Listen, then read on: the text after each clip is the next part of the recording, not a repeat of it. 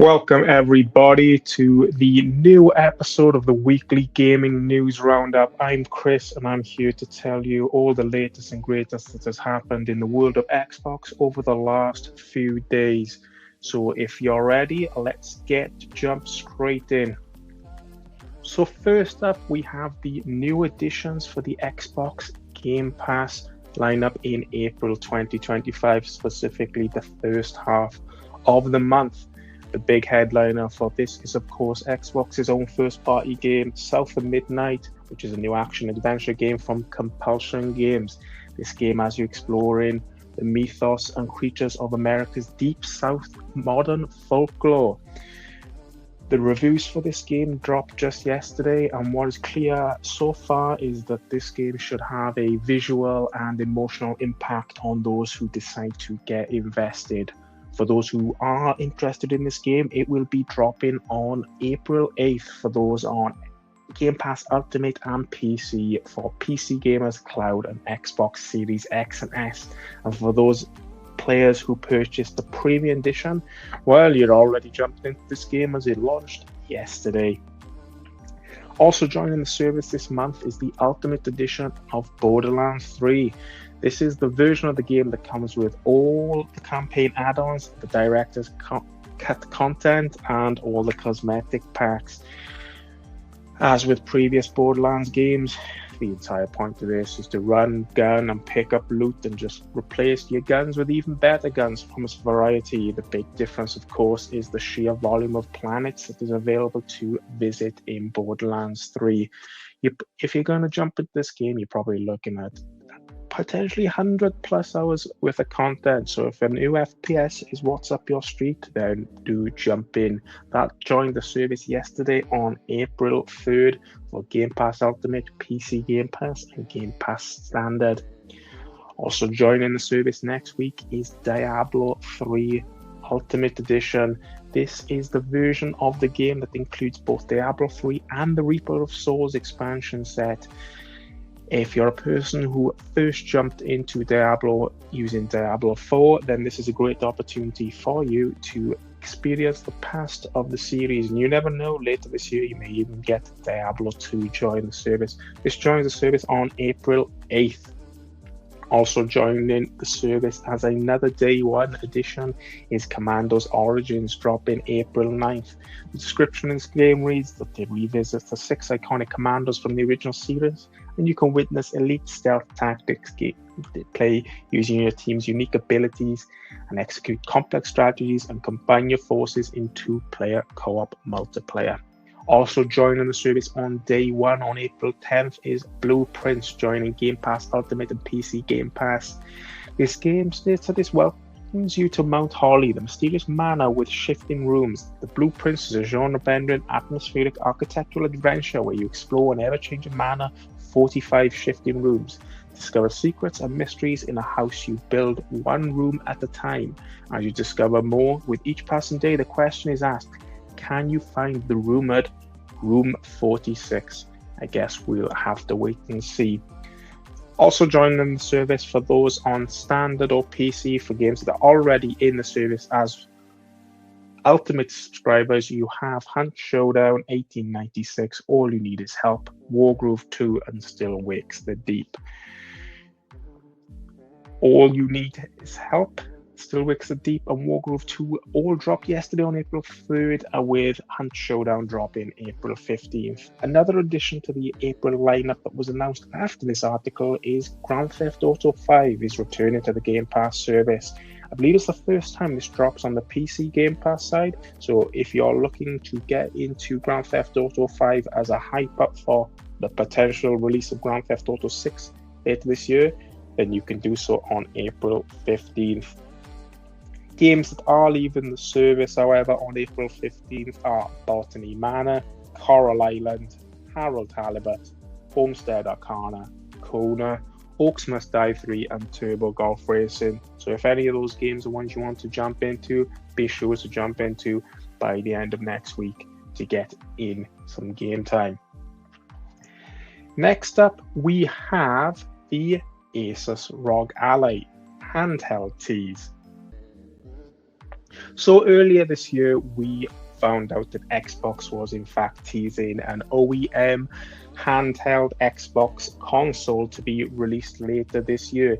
Now, this isn't the full-blown Xbox console we were all hoping for, playing in library native, but with the continued expansion of everything on the PC side with Xbox, there is a chance that we could see parts of the integration come together, such as the recently accidentally leaked tease of Steam integration.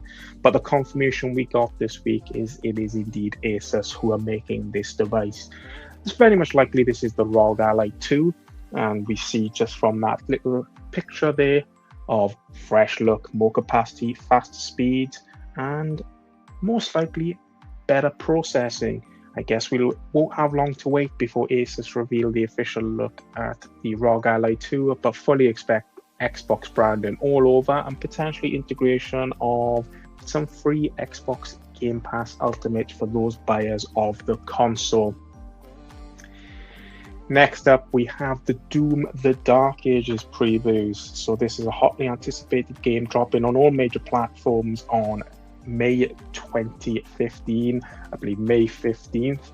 But for those who are in Game Pass Ultimate, it is a day one edition. And the overall consensus from the previews is this is a Doom you've been waiting for.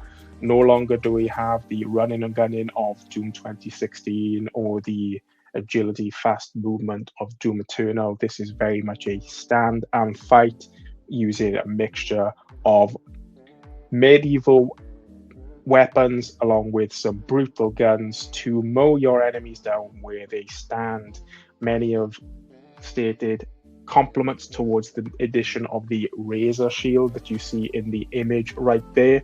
If there's one aspect of the previews where people weren't as glowing on because they're a little unsure at this stage of how they're going to play out in the final build, it is the dragon and mech combat sections. How these play out, I'm going to be a little bit unsure, but they're personal areas that I am looking forward to a lot, because who doesn't want to be a 30-story mech punching enemies through buildings? The visuals of the id Tech engine have been particularly praised as being a visual delight to look at, so we don't have much longer to wait, just 5 weeks until this game is in our hands, and I'm very much looking forward. Next up, we have the additions to the Stream Your Own Games library. This is an addition that Xbox added just earlier this year, initially with a batch of 50 games, where for those who have Game Pass Ultimate, they're able to stream own games via the cloud. Well, we recently passed over 100 games to this list, and this list has grown by 7 more additions. Those games are the Little Gator game, Open Roads, Planet Zoo Console Edition, Planet Coaster 2, Shredders, The Lamplighter League, and The Thing Remastered. If you own any of those games and fancy playing them on the go, jump on in. And finally, not an Xbox topic, but very much relevant, is the recent reveal of the Nintendo Switch 2, dropping on June 5th. It was shown with a launch lineup that included Mario Kart World, but the big question that's come afterwards is the concern on the wider impact that the pricing of the games will have on the industry. Yes, Xbox could follow suit along with Next up is a topic that is not Xbox related but very much has an impact, and that is the recent reveal of the Nintendo Switch 2. This was revealed to launch on June 5th with a launch lineup that includes Mario Kart World, but the big talking point that's come out since is, of course, the price of the games, with physical copies launching at $90 and digital copies launching at $80. Now, on adjusted rates, these are prices we here in the UK have been paying for the best part of 5 years. For those games, you pay for $70 in the States, but there's nothing stopping Nintendo also raising the pound value of these games on UK soil. The big question that comes now is, will other publishers follow suit just like they did back in 2020 when out the gates 2K and Sony bumped up games to the price of $70? Xbox, of course, followed a few years later, but it's hard to see with the current economy how many of these publishers will not take the advantage to charge $80 or $90 for their games.